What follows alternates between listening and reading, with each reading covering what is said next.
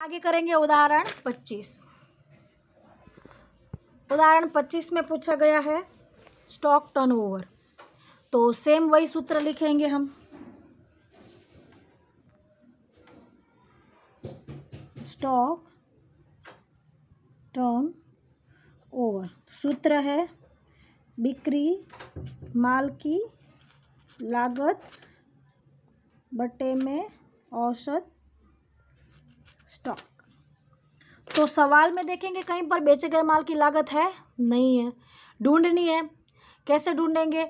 तो यहाँ पर हमें सकल लाभ बिक्री कुछ भी नहीं दिया हुआ है, पर कुछ और चीज़ें दी गई हैं, तो हमें नया सूत्र का उपयोग करेगा। इससे पहले सवाल में बेचे गए माल की लागत बिक्री और सकल लाभ से मिली थी, पर सवाल में बिक्री या सकल लाभ है ही नहीं।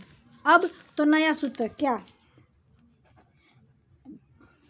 बिक्री माल की लागत। एक क्या है बिक्री माल की लागत का सूत्र? तो प्रारंभिक स्टॉक प्लस खरीदी प्लस खरीदी के खर्च माइनस अंतिम स्टॉक। तो एक सूत्र बेचे गए माल की लागत का ये है और एक सूत्र बेचे गए माल की लागत का ये है।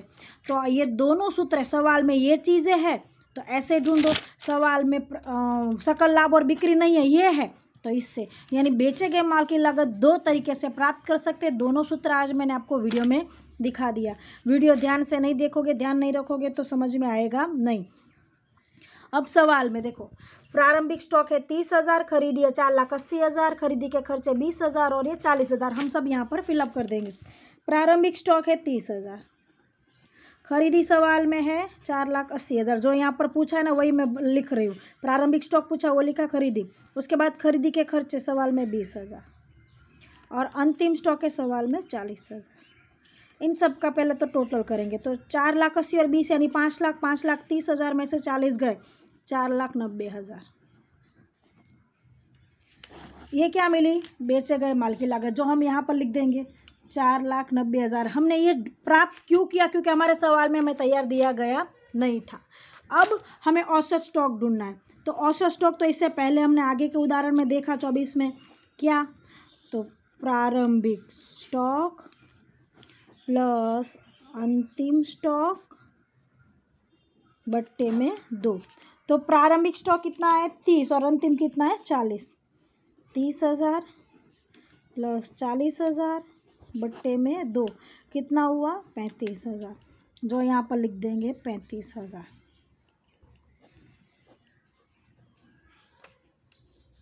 सॉरी, यहाँ पर 3 लाख लिख लिया, 35,000। ये 30 490 भाग 35, जिसका उत्तर आ रहा है 14 बार। यानी कि स्टॉक का 14 बार बिक्री में रूपांतर हो रहा है। तो 24 की तुलना में 25, यानी कि जो HN कंपनी है उससे अच्छा है DD कंपनी की स्थिति, क्योंकि वो 14 बार अपने स्टॉक का बिक्री में रूपांतरण कर लेती है। ठीक है, ये था आपका उदाहरण 25। अब सेम ऐसे ही सवाल आपके स्वाध्याय में होंगे। 15वां सवाल और 16वां सवाल बराबर है। 15वें में आपको सकल लाभ और बिक्री यानी 24 की तरह करना है और 16वां आपको प्रारंभिक स्टॉक है प्लस खरीदी है, खरीदी के खर्च है, मजदूरी भी खरीदी का खर्च ही कहलाता है। ये सब प्लस करेंगे और अंतिम स्टॉक माइनस करेंगे तो आपको बेचेगा, यानी ये 25 की तरह है, ये 24 और ये 25 की तरह, यानी ये दोनों आज आपके लिए होमवर्क है। बराबर है।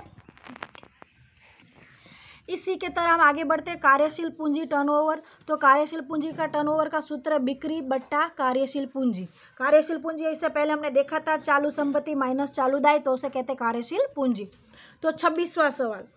26वें सवाल में अच्छा हमें क्या पूछा क्या है? कार्यशील पूंजी टर्नओवर। पहले उसका सूत्र लिख लेते हैं हम यहाँ पर। तो उदाहरण 26, कार्यशील पूंजी टर्न ओवर, जिसका सूत्र है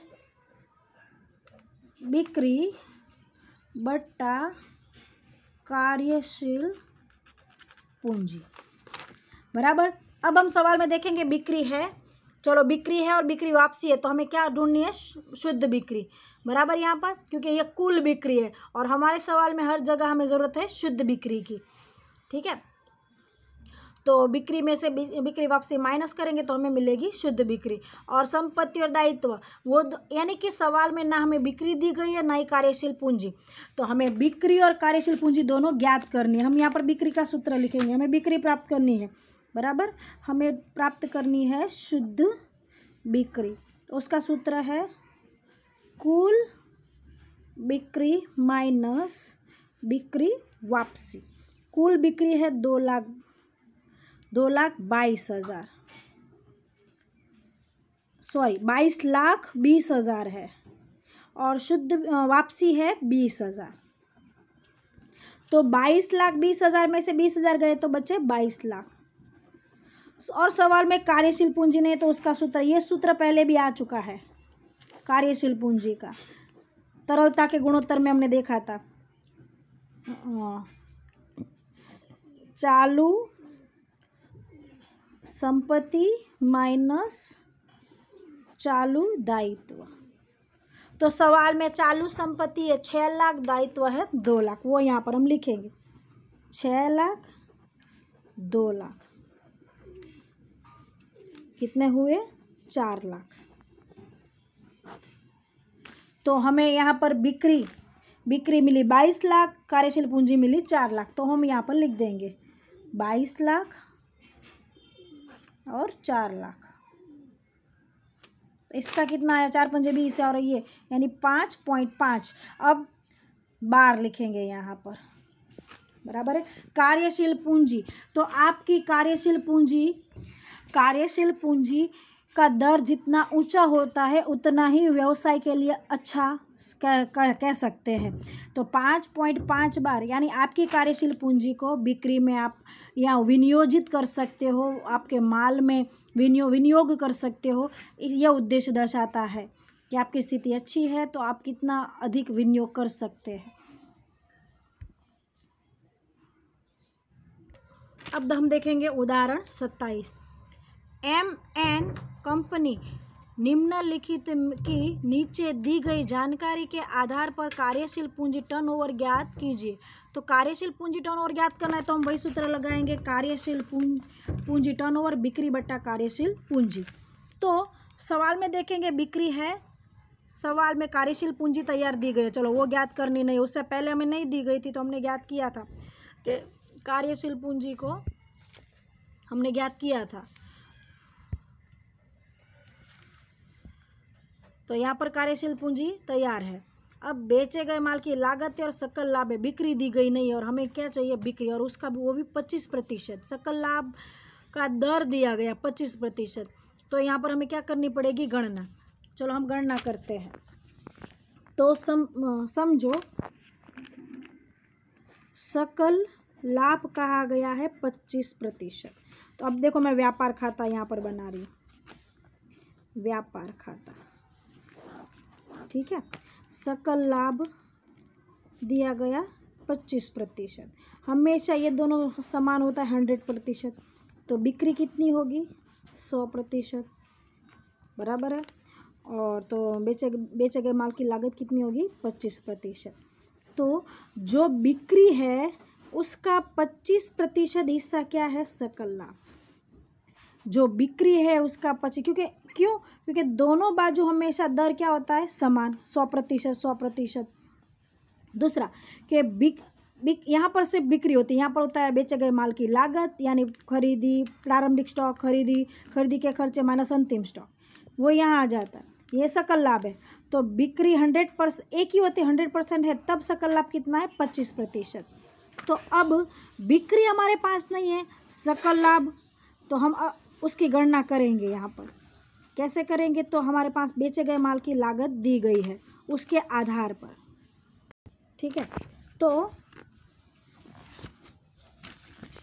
सूत्र बनेगा ना यहाँ पर, ये है, ये अब सूत्र हमने पहले आगे अभी थोड़ी देर पहले किया था। तो बेचे गए माल की लागत कितनी मिली 75%। ये 75% है, बिक्री 100% है, सकल लाभ 25% है। ठीक है, ये माइनस इस तरफ आएगा तो 100। तो अभी बेचे गए माल की लागत हमें दी गई है 15 लाख। तो हम यहाँ पर सूत्र बना सकते हैं कि जब ये 75% है तब 15 लाख है, तो ये 100% होगा तो कितना, और ये 25% होगा तो कितना। पर हमें सकल लाभ की आवश्यकता ही नहीं है, बराबर। और अगर सकल लाभ ढूंढना है तो वो दोनों का प्लस कर देंगे। ठीक है, और इस तरह भी सूत्र लगा सकते हैं, जब ये 75% है तब ये 15 लाख है, तो ये 25% होगा तो कितना। ठीक है, या तो ऐसे भी कर सकते हैं, 75% है तब 15 लाख, 100% होगा तो कितना। ऐसे भी सूत्र हम लगा सकते हैं। तो हम यहाँ पर सूत्र करेंगे, तो हम यहाँ पर स्टेप लगाएंगे कि 75% बेचे गए माल की लागत है, बेचे गए माल की लागत है, तब उसकी रकम है 15 लाख। तो 100% बिक्री हो तो उसकी रकम कितनी, तो 100 गुणा 15 लाख बट्टे में 75%। ऐसे हमेशा गुणा क्रॉस में होता है, 5वीं छठी में देखा होगा। तो 100 गुणा 15 लाख बट्टे में 75%। 75 गुणा 2, 150 होते हैं, तो ये 20,000 गुणा 100 तो कितने हो गए, 2 लाख, सॉरी 20 लाख। तो हमें बिक्री प्राप्त हो गई 20 लाख। तो हम यहाँ पर बिक्री लिखेंगे। कार्यशील पूंजी सवाल में तैयार दी गई है। कार्यशील पूंजी कितनी है, 3 लाख। ये फिर से बता रही हूँ, बेचे गए माल की लागत कितनी दी गई है, 15 लाख। सकल लाभ है 25%। तो जब सकल लाभ, ये सूत्र था हमारा, बेचे गए माल की लागत बिक्री माइनस सकल लाभ। तो सकल लाभ कितना दिया, 25%। तो बिक्री हमेशा 100% पूरी होती है, बराबर। इस तरह से मैंने आपको समझाया व्यापार खाते के द्वारा कि भाई व्यापार खाता यहाँ पर होता है बेचे गए माल की लागत, और यहाँ पर होता है सकल लाभ, और ये बिक्री, बिक्री 100 है तब ये दोनों मिलके होते हैं 100। तो ये 25 है तो ये कितना होगा, 75, बराबर, और बिक्री होगी 100। तो 100 में से ये 25%, बराबर है। तो ये इसका हिस्सा कितना मिला, हमने ये पहले ज्ञात किया क्योंकि ये तो रेडीमेड दिया गया है, हमने ये प्राप्त किया 75%। जब ये 75% है तब इसकी रकम सवाल में 15 लाख दी गई है, मतलब इसका प्रतिशत कितना था वो हमने ज्ञात किया, 25 ये है। तो 100 में से 25 गया तो ये कितना मिला, 75। जब ये 75% है तब 15 लाख, तो बिक्री 100% है तो बिक्री कितनी, 20 लाख। इस तरह से हमें बिक्री प्राप्त हुई। कार्यशील पूंजी हमें तैयार दी गई है 3 लाख। ये 3030 गए, बराबर। इसका उत्तर आया 5 या 15, 5 बार। ठीक है, अब स्वाध्याय में इसके जैसे सवाल है जो आपको होमवर्क करना है। कार्यशील पूंजी टर्नओवर 70वां, ओके, इसमें देनदार का है, ओके, सिर्फ आपको 70वां गिनना है आज के लिए होमवर्क। तो आज 3 सवाल आपके होमवर्क में हुए।